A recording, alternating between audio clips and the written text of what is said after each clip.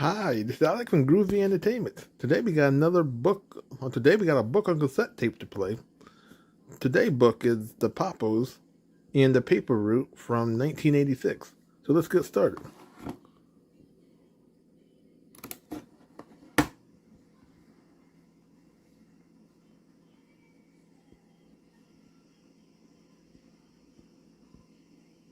Hi, everyone.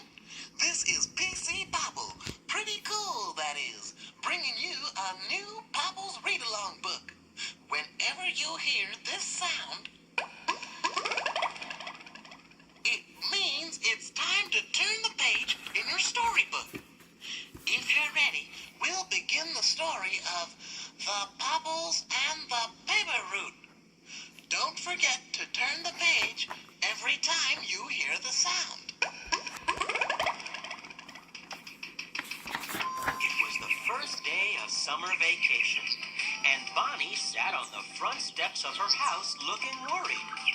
Tomorrow she would be leaving for a whole week of sun and fun at Camp Wigwam, and she still hadn't found anyone to take over her daily paper route.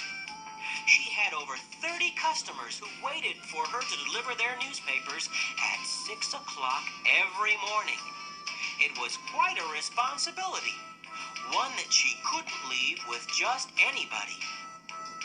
Billy walked out of the house carrying a tray of peanut butter, banana, and jelly sandwiches and a pitcher of lemonade for himself and Bonnie. Even though these sandwiches were Bonnie's very favorite, the frown on her face told Billy that she was upset about something. "Why the sourpuss, Bonnie?" Billy asked. "Let me guess. You're going to miss school and all of your teachers. Boo! Girls, yuck!" Bonnie took a glass of lemonade and a sandwich from the tray. She didn't answer her brother, but continued to stare into space. Billy continued to tease her when she wouldn't answer him. "Maybe you miss me already. Or maybe it's puppy love for Randy Stevens. Smoochy, smoochy." But Bonnie was not amused with this remark. Knock it off, flea brain. She snapped. I'm thinking, that's all. Why don't you go find somebody else to bother? Maybe she just needs some good old-fashioned tickling. Came a voice from the bushes. And I'm the one to give it. Out popped Pancake Popple, who bounced onto Bonnie's lap and started tickling her with her puffy tail. Now tell us what's bugging you, Bonnie. Or be prepared for the tickling of a lifetime. Gitchy, gitchy, goo, goo, goo.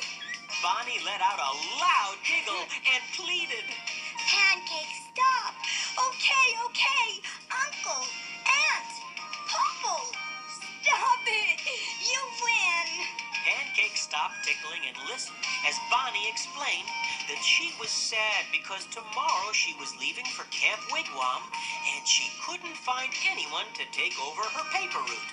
And without a substitute delivery person, I'll have to cancel my trip. Just then, a big ball of blue fur popped onto the porch steps, and with one click, PC Popple appeared. "Keep your cool, Bunny. I have a great idea," he announced. "Just watch this." PC grabbed a newspaper and, as fast as you can say, turned that frown upside down.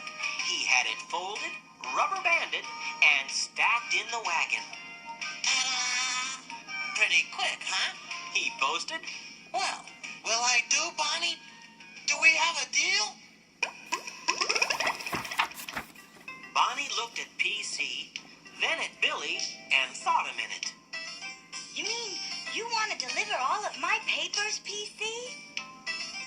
PC nodded his blue fur head eagerly. I don't know. Bonnie said hesitantly. The neighbors are a little fussy. And besides, they don't even know about you, Popples. I can just see the look on old Mrs. Wilson's face when she comes out in her robe and curlers and sees a big blue fur ball by her mailbox. Then what can you do? Asked Billy. Maybe all the Popples could help. If you handle the route, Billy. What do you think? Can you do it? Billy shyly smiled and answered his sister. Do worms squirm? Do bees buzz? Do teachers give me C's and D's on every report card?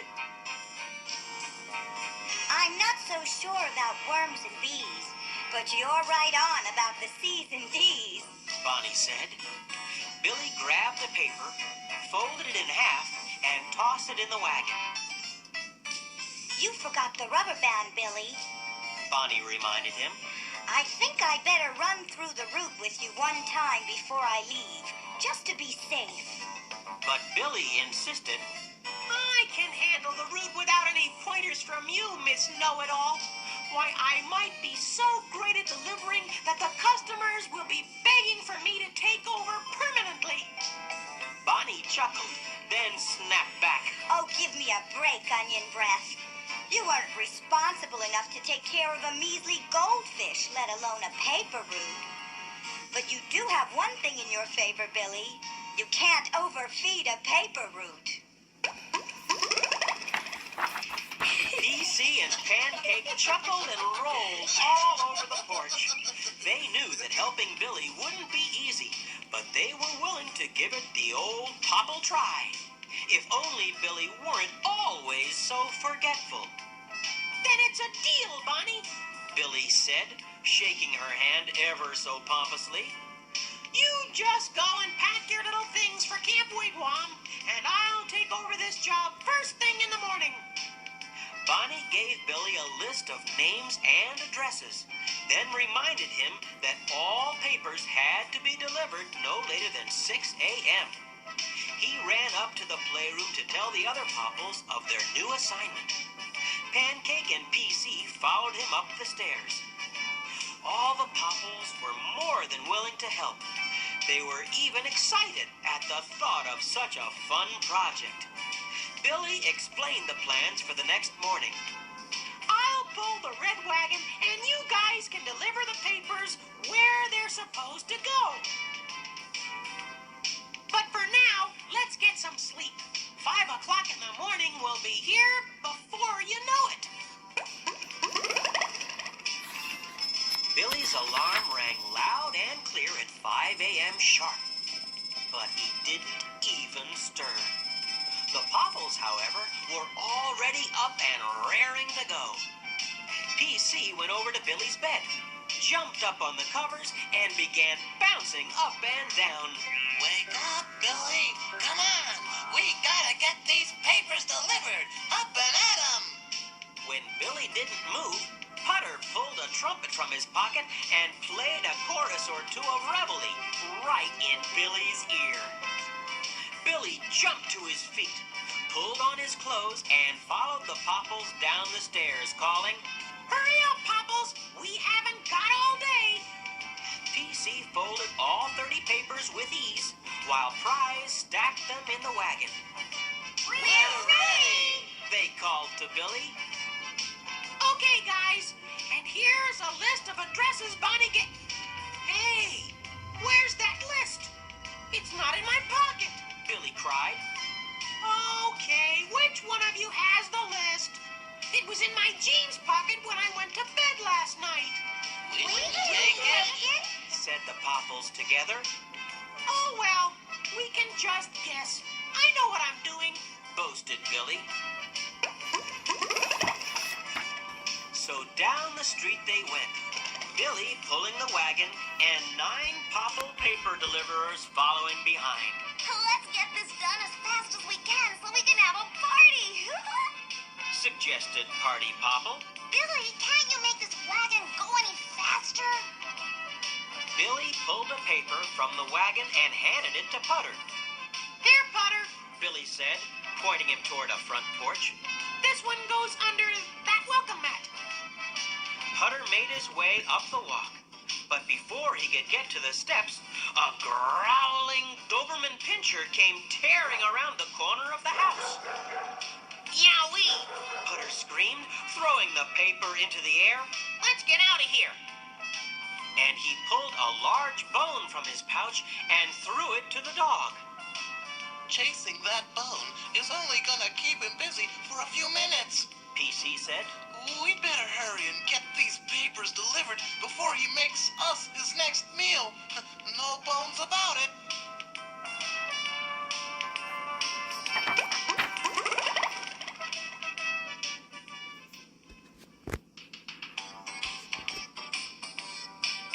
Each of the Popples grabbed a stack of papers and went from house to house, throwing them left and right, onto roofs, into eaves, troughs, and underneath bushes. They stuffed papers in dog houses, under porch swings, and one right into a bird bath. Papers were flying all over the place, even though Billy did everything he could to control the mess. Hey, you guys! I said on the porches, not all over the street! Billy screamed, trying desperately to get the Popples' attention. He looked down the street and saw Putter again being chased by the big Doberman. Putter, run, and I mean fast! Billy yelled. But Putter had the situation more than under control.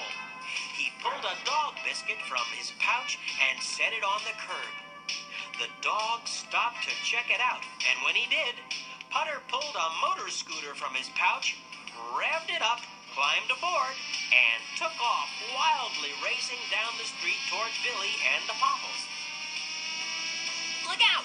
Here I come, and I can't stop this thing! Putter warned as he swerved to miss the newspaper wagon. The scooter flipped over the curb, jumped a hedge of flowers, and landed upside down in a bush in front of Mrs. Wilson's house. Billy and the others ran for the bush.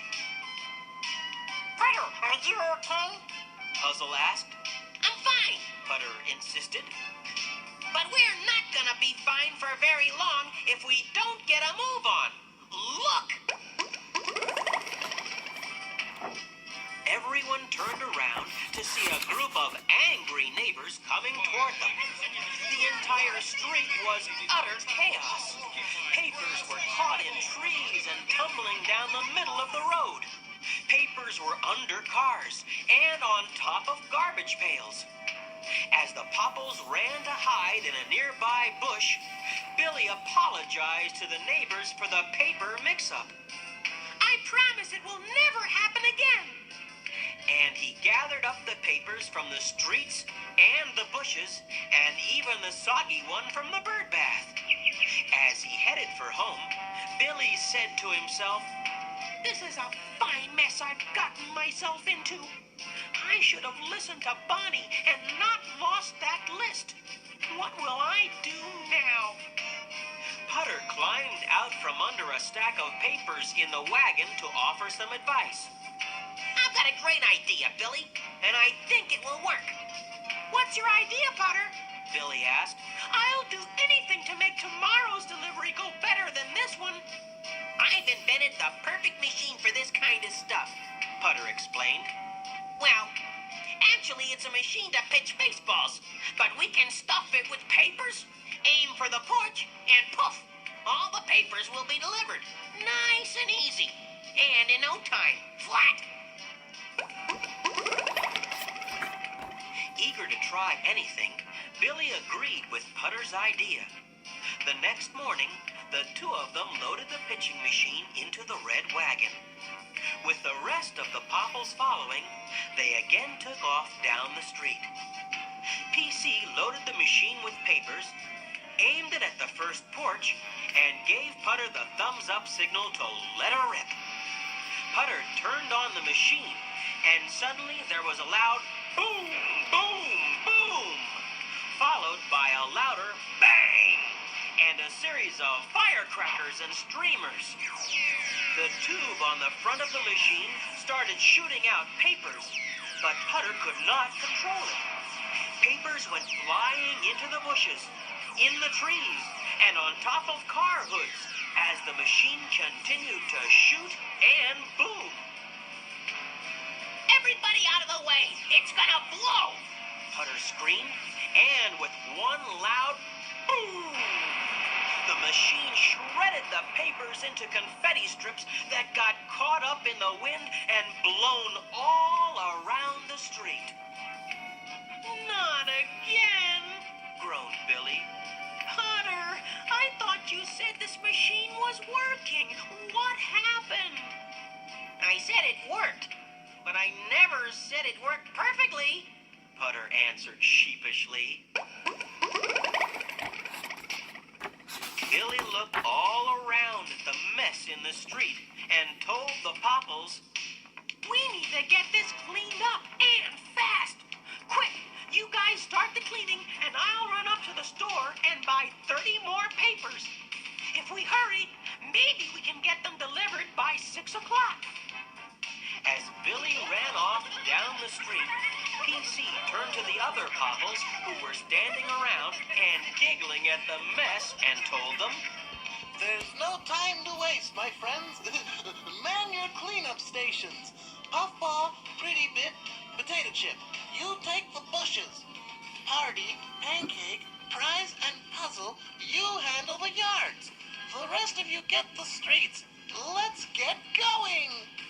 And before you could say clean as a whistle, the Popples had the entire street cleaned up. Pretty Bit had pulled a giant fan from her pouch, turned it on, and blew all the papers into a giant trash bag, just as Billy came running up the street waving a piece of paper in his hand. I found the list in my jacket pocket, He called out. and now I can deliver these the right way. You Popples can just stay here and pull the wagon.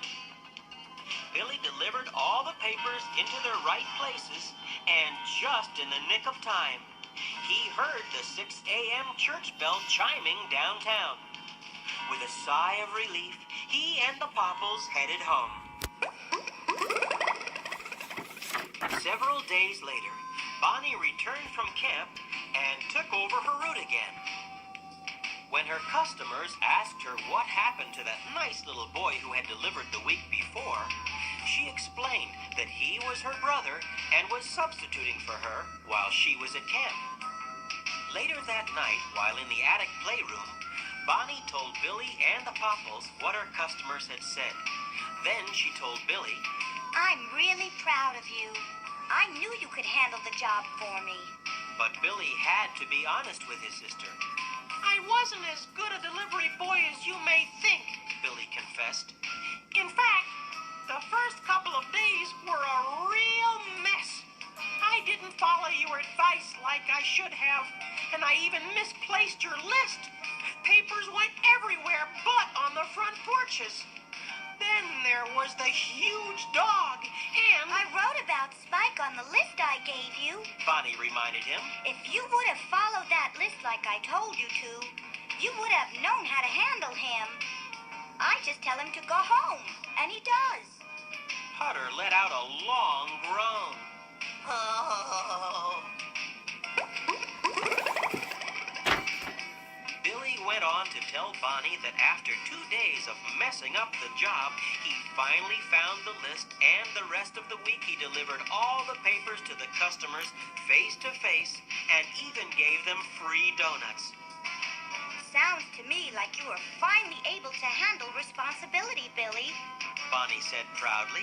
What do you say we go into partnership together on the route? After all, it won't be long until I'll be turning it over to you. Billy smiled. you mean it, sis? Wow! Did you hear that, Popples?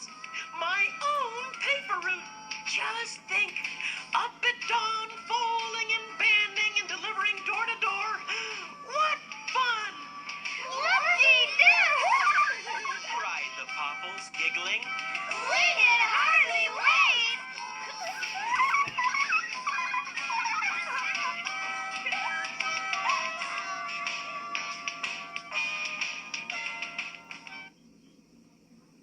So that was the Popples and The Paper Routes from 1986.